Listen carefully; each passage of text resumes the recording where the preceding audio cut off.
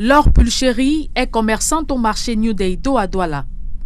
Au cours de son activité quotidienne, elle fait face à un épineux problème, la rareté des pièces de monnaie. La situation dure depuis 2 ans déjà. Le marché est tellement dur, pas parce qu'il n'y a pas les clients, mais parce qu'il n'y a même pas la monnaie pour le rembourser.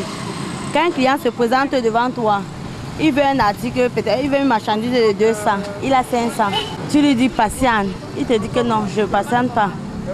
Tu dis qu'on fait comment? Il te dit que moi-même j'ai le problème des pièces. Tu dis que patiente le suivant arrive, il a toujours un autre billet. Comme elle, de nombreux compatriotes peinent à disposer de ces pièces de monnaie indispensables pour les achats et petites transactions. Oui, c'est vraiment compliqué, hein. C'est sincèrement compliqué parce que vous figurez, quand on arrive avec 500 francs, on a peut-être besoin d'une marchandise de 300 francs, il n'y a pas la monnaie. Souvent, on va même jusqu'à 400 francs. Le vendeur te dit franchement qu'il n'a même pas 100 francs. En ce qui concerne les jetons, nous souffrons tellement. Si je viens payer quelque chose de 1300 ici, je serai obligé de te demander, soit tu arrondis à 500, soit tu rentres avec ton argent. La situation plombe la croissance économique ainsi que les échanges de biens et services. Les clients même sont avec 500, 1000 francs et veulent la marché de 200, 250. Ils prennent jamais plus. Et ça nous crée aussi un manque à gagner. C'est comme ça que la marchandise aussi reste en suspens. Et ça se gâte aussi. Là, c'est un très grand manque à gagner. Tu te trouves, la recette est en bas. Et à la fin, il faut payer les impôts, il faut payer toutes les charges. Vous voyez que ça ne va plus avec le commerce. Pris au piège de cette pénurie, commerçants, conducteurs de motos et autres usagers élaborent des stratégies pour éviter le chaos. Pour les clients réguliers, on dit que ok, je te dois 250, demain tu reviens, tu prends les choses de 250. Pour les clients qui ne sont pas réguliers, on est obligé de perdre le client. Et si j'ai un peu les pièces comme ça, j'ai acheté ça au quartier. Là, j'étais au quartier à une dame qui fait les sucettes, les yaourts. Ça veut dire qu'elle a les 50 qu'on veut acheter. Et elle me revend ça. Ça. Elle me vend 4000 à 300. Donc je lui ai donné 4300. Elle m'a donné le jeton de 4000.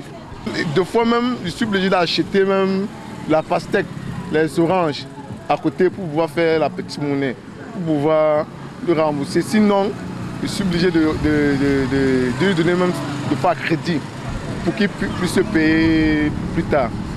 Sur les causes de cette raréfaction des pièces de monnaie, nous avons tendu notre micro à un économiste. Il y a une diminution progressive, n'est-ce pas, de la masse monétaire, je vais dire dans son aspect fiduciaire. Donc il y a beaucoup plus avec, n'est-ce pas, l'avènement des monnaies alternatives telles que la monnaie électronique. C'est ce qui fait en sorte que ça coûte cher produire, n'est-ce pas, la monnaie. Ça, c'est ce qu'il faut savoir. Les conséquences sont importantes en termes au moins de manque à gagner. Et même, n'est-ce pas, de peine que se donnent, n'est-ce pas, les usagers. Vous vous rendez compte, vous ne pouvez peut-être pas avoir accès à un petit bien. Vous achetez une bouteille d'eau, vous avez 2000 francs en main. Vous pouvez faire 3-4 boutiques avant de pouvoir avoir une bouteille d'eau. Vous voulez prendre un taxi, parfois vous avez 1000 francs en main. Au moins 5-10 taxis peuvent vous refuser parce qu'ils n'ont pas de petite monnaie. Et donc, vous courez le risque de faire le retard. Et même pour le taximan également, ça fait un manque à gagner parce qu'il ne peut pas prendre le client. Sur les pistes de solutions, l'expert en économie propose la démocratisation des moyens de paiement. Si on peut démocratiser suffisamment la monnaie, les moyens de paiement alternatifs tels que la monnaie électronique, ce serait un début de solution. Ça a été expérimenté ailleurs, je vous le dis, parce que dans un pays comme le Kenya et l'Éthiopie, ce n'est que la monnaie électronique en ce moment. On peut également le faire chez nous. Je voudrais par exemple interpeller les opérateurs économiques. Il y a un moyen par exemple de rendre la monnaie électronique beaucoup plus consommable, c'est-à-dire ils peuvent trouver le moyen de mettre les téléphones portables communément appelés Choronko à tous les petits commerçants, partager cela au moins à des fins d'utilisation. J'ai bien dit bien partager ou alors vendre même à 1000 francs de manière en sorte qu'ils puissent faire leurs transactions d'achat. Je dis même les petits commerçants, c'est-à-dire ceux qui tournent un chiffre d'affaires compris entre 5 et 10 000 francs par jour. Malgré la vaste opération d'émission de jetons de 25, 50 et 100 francs de la BEAC dans les 6 pays de la CEMAC, la crise de la monnaie perdure malheureusement au Cameroun.